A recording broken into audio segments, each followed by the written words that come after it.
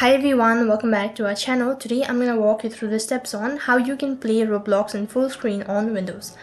So in order to hide Taskbar on Windows to play a Roblox game, first of all make sure that the device is connected to an internet service. So there are various methods on how you can do this procedure.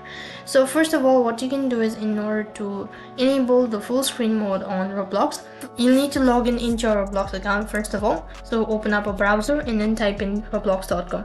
After that, join a game you'd like to play. Once you're in the game, wait for it to load. Many Roblox games have an in-game full screen options.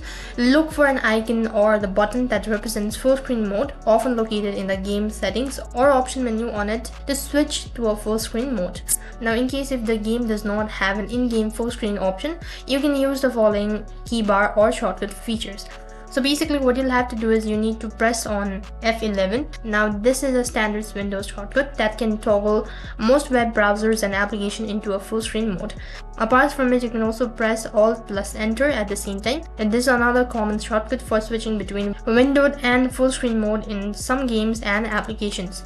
If you're still able to see the taskbar, then what you can do is you can just simply right click on your mouse right at the bottom, go to taskbar settings.